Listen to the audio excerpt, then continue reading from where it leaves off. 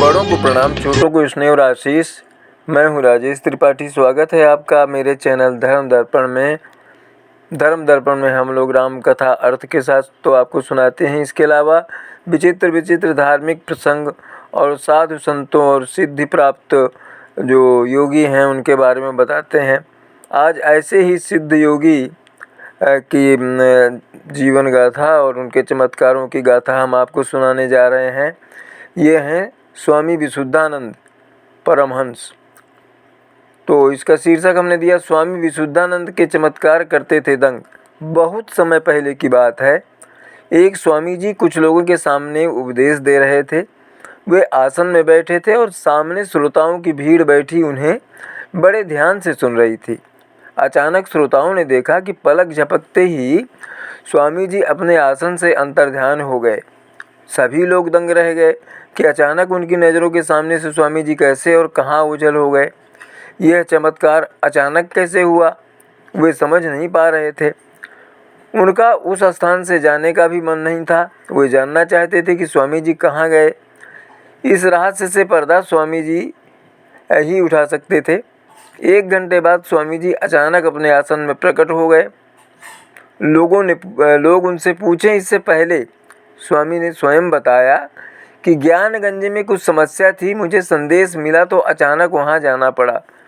यहाँ यह बता दें कि स्वामी स्थूल शरीर में नहीं बल्कि सूक्ष्म शरीर में गए थे। ज्ञानगंज मठ हिमालय में है, जो सांग्रीला, संभाला और सिद्ध आश्रम के नाम से भी जाना जाता है। कहते हैं कि यह अध्यात्म, योग और सिद्धि प्राप्त का विश्व प्रसिद्ध आध्यात्मिक योग और सिद्धि का विश्वविद्यालय है। वहाँ कई साधक सैकड़ों वर्षों से साधना कर रहे हैं। यह जगह तिब्बत और हिमालय के बीच दुर्गम स्थान पर स्थित है। कहा तो यहाँ तक जाता है कि ज्ञानगंज में अमृतत्व का भी रहस्य छिपा है। आगे बढ़ने से पहले हम उस सिद्ध योगी का परिचय कराते चलें जिसका जिक्र हम यहाँ कर रहे हैं। इन सिद्ध योगी का नाम था स्वामी विशुद्धानंद परमहंस। बंगाल राज्य के वर्धमान जिले के बंडूल में अखिल चंद्र चट्टोपाध्याय और उनकी पत्नी राजराजेश्वरी देवी को पुत्र प्राप्त हुआ। बालक बहुत अद्भुत था। बालक का नाम भोलानाथ रखा गया। बालक भोलानाथ ने घर में देवी देवताओं की मूर्तियां रखी हुई थीं। भोलानाथ अपने ढंग से उनकी पूजा करता, जंगल से फूल तोड़ लाता, मालाएं बनाता और इन मूर्तियों को पहनाता था। चंदन अर्पित करता था उन मूर्तियों को और बिना पूजा किए वह बालक जल तक नहीं पीता था। एक बार की बात है, भोलानाथ अपने साथियों के साथ खेलते खेलते गांव से दूर निकल गया। वहीं बालू में शिवलिंग स्थापित करके बिल्वपत्र आदि चढ़ाकर पूजा करने लगा। तभी एक शैतान बालक ने पूजा में बाधा डाल दी। भोलानाथ ने गुस्से में आकर उससे कहा, तूने हमारे शिवजी के साथ झगड़ा किया है, इसलिए अब तुझे उनका सांप डसेगा। भोलानाथ ने जो कहा वो सत्य हो गया। उसी शाम को उस लड़के को एक सांप ने काट लिया और वह मर गया। जब ये बात भोलानाथ को पता चली तो उसने अपने हाथ से उसे छू दिया और वह जी उठा। लोगों को बड़ा आश्चर्य हुआ। भोलानाथ के गांव के पास ही शमशान था। शमशान के पास के वृक्ष के नीचे एकांत में बैठना भोलानाथ को बहुत अच्छा लगता था। गांव में किसी साधु संत के आने का समाचार पाते ही भोलानाथ उनके दर्शन के लिए आतुर हो जाता था। एक बार बंडूल गांव से कुछ दूरी पर एक सन्यासी आए थे। समाचार पाते ही भोलानाथ वहां जाने के लिए सोचने लगा, किंतु किसी कारणवश दिन में जाना नहीं हो पाया तो उन्होंने रात्रि में जाने का सोचा। रात अंधेरी थी, सोचा कोई साथी मिल जाए तो अच्छा हो, लेकिन अंधेरी रात में कोई उनके साथ जाने को राजी नहीं हुआ। हार कर भोलानाथ ने अकेले ही सन्यासी से मिलने की ठानी। भोलानाथ सन्यासी के पास पहुंच गया। सन्यासी ने भोलानाथ की निडरता देखकर कहा, बालक, मैं देख रहा हूँ तुम्हारे अदम्य साहस और तेजस्विता के पीछे एक अद्भुत शक्ति काम कर रही है, जिसके प्रभाव से तुम इस काली अंधियारी रात में निर्जन जंगल और घोर शमशान से होते हुए यहाँ तक आ पहुँचे हो। तुम स्वयं नहीं जानते तुम क्या होने वाले हो। समय आने पर सब जान जाओगे। एक बार किसी ने बिना वजह भोलानाथ को अनाप शनाप बक दिया, लेकिन अपनी तेजस्वी प्रकृति के कारण भोलानाथ कभी भी मनुष्यों से नहीं रूठते थे। भोलानाथ का विश्वास था कि मनुष्य तो निमित्त मात्र है, असली कर्ता तो ईश्वर है। इसलिए वो ईश्वर से रुष्ट होते थे। अपनी प्रकृति के अनुरूप ही उस दिन भी भोलानाथ उठा और श्री कृष्ण की मूर्ति को हृदय से लगाकर आत्महत्या के विचार से नदी में कूद पड़े। लेकिन आश्चर्य की बात यह हुई कि बालक जिधर भी गया पानी गहरा होते हुए भी घुटनों से ऊपर नहीं चढ़ा। थक हार कर भोलानाथ को नदी से बाहर निकलना पड़ा। लोगों ने यह चमत्कार देखा तो यह मानने लगे कि भोलानाथ में कुछ अलौकिक शक्ति है। भोलानाथ के घर के पास बंकिम कुंडू नाम का एक व्यक्ति रहता था। उसका लड़का भोलानाथ का मित्र था। वो लड़का जब भी बीमार होता था भोलानाथ उसे कृष्ण की मूर्ति को स्नान कराने के बाद वही जल पिलाकर उसके माथे पर छिड़क कर उसे ठीक कर देता। इससे वो ठीक हो जाता। एक बार भोलानाथ के काका ने उसके लिए धोती लाकर दी। भोलानाथ ठहरा बालक उसने खेल ही खेल में पूरी धोती फाड़कर उसके टुकड़े टुकड़े कर दिए। जब काका ने देखा तो बहुत गुस्सा हुए। इसके बाद अद्भुत चमत्कार हुआ। भोलानाथ ने दुखी होकर फटी हुई धोती के टुकड़े मुट्ठी में बंद करके हवा में उछाल दिए और ये क्या, धोती पहले जैसी हो गई। यह देखकर लोग चकित हो गए। लोगों में यह चर्चा होने लगी कि भोलानाथ में जरूर किसी देवी देवता का अंश है। जब भोलानाथ 6 महीने के ही थे तभी उनके सिर से पिता का साया उठ गया। अब उनके लालन पालन का जिम्मा उनके काका पर आ गया। लेकिन दुख ने भोलानाथ का पीछा नहीं छोड़ा। वे जब 8 वर्ष के हुए उनके काका का भी निधन हो गया। अब माँ ही उनका सहारा थी। एक बार उनकी माताजी को हैजा हो गया। बहुत दवा कराने पर भी वे ठीक नहीं हुई। सबने उनके बचने की आशा छोड़ दी थी। भोलानाथ की काकी ने उनसे पूछा कि तुम्हारी माँ बचेगी या नहीं। भोलानाथ का जवाब था वह जरूर बचेंगी। उसी रात भोलानाथ अपने घर के पीछे की गौशाला में गोबर के उपलों कंडों पर बैठ गए और संकल्प किया कि आज उन सब देवी देवताओं की परीक्षा लूँगा। अगर उन्होंने कुछ नहीं किया तो मैं सारी मूर्तियाँ तोड़कर फेंक दूँगा।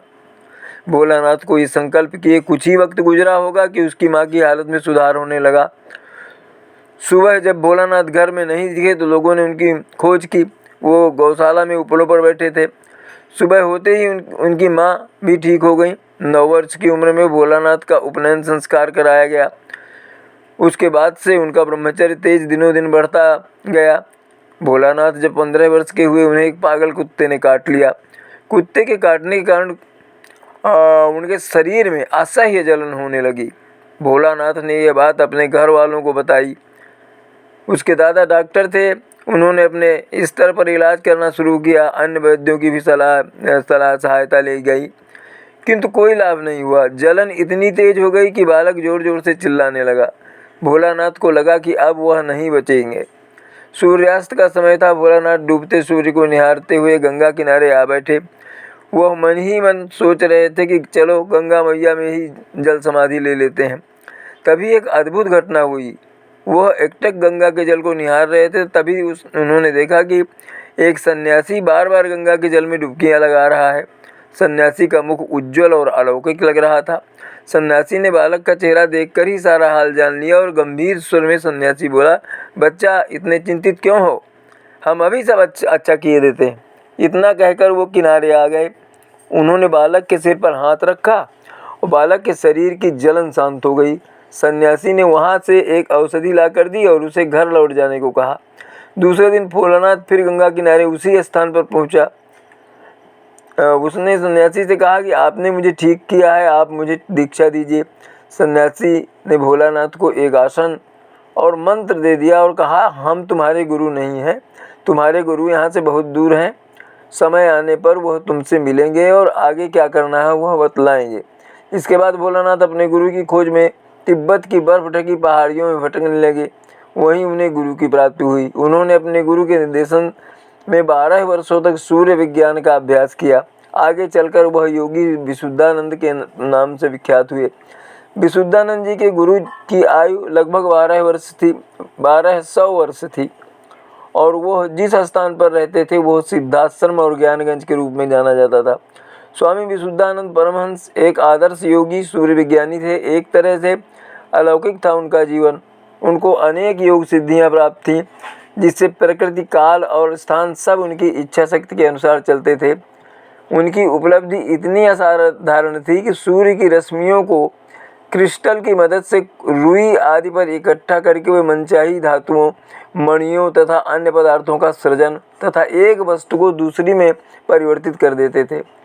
काशी के मलदहिया मोहल्ले में उन्होंने विशुद्धानंद कानन आश्रम स्थापित किया, जो अनेक वर्षों तक उनकी लीलाओं का कर्म स्थल रहा। वहाँ आज भी उनके द्वारा स्थापित प्रसिद्ध नवमुंडी सिद्धासन तथा संगमरमर की प्रतिमा के रूप में उनकी स्मृति सुरक्षित है।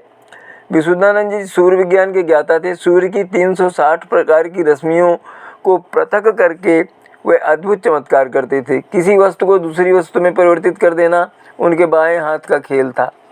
इसके बारे में यह बताया जाता है कि वो पहले सूर्य की सफ़ेद रश्मि को खोजते और क्रिस्टल की मदद से वस्तु विशेष पर केंद्रित करते और फिर दूसरी रश्मियों की मदद से उस वस्तु को मनचाही वस्तु में बदल देते थे। कहते हैं कि वे कुछ देर में ही फूलों का रंग बदल देते या प्रकार भी बदल देते। ऐसा सुना जाता है कि बच्चे उनके पास लाल गुलाब लाते और अनुरोध करते, बाबा इसे सफ़ेद रंग में बदल दीजिए। बाबा थोड़ी देर में ही सूर्य विज्ञान की मदद से चमत्कार कर देते थे। एक बार कोई विदेशी उनसे मिलने आया और उनका चमत्कार देखने की इच्छा प्रकट की। विशुद्धानंद जी ने कहा, कल आना और अपने साथ थोड़ी रुई लेते आना। हाँ, तुम अपने साथ योगीनाथ कविराज को लेते आना, वो अंग्रेजी में तुम्हें मेरी बातें समझाता रहेगा। उस विदेशी ने किसी तरह से योगीनाथ कविराज का पता लगाया और उनके साथ दूसरे दिन रुई लेकर विशुद्धानंद महाराज के पास पहुंच गया। रुई को स्वामी जी ने अपने हाथ में लिया और उस पर प्रकाश की किरणें डाली। वह रुई स्फटिक की गायत्री की मूर्ति बन गई।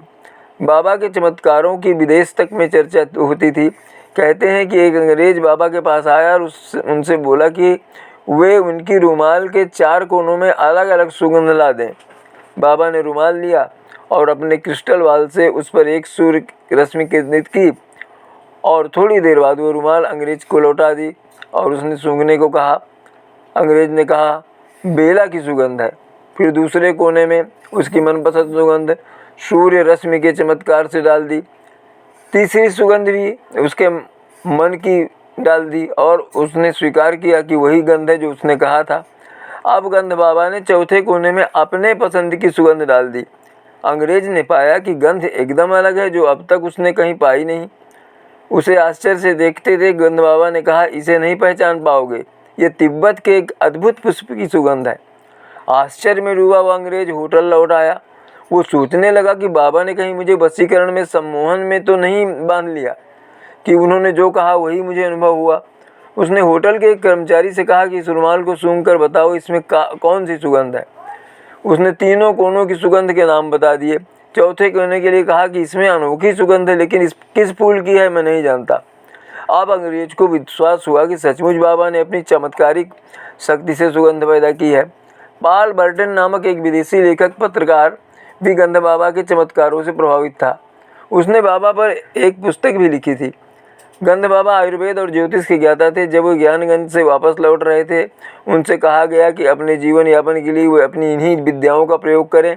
उनसे यह भी कहा गया कि घर पहुंचकर वो विवाह करें।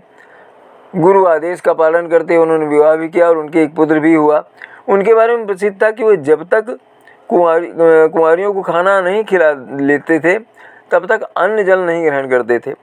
ऐसा माना जाता है कि ध्यान करने पर भी विशुद्धानंद जी के शरीर से कमल पुष्प की तरह की गंध निकलती थी।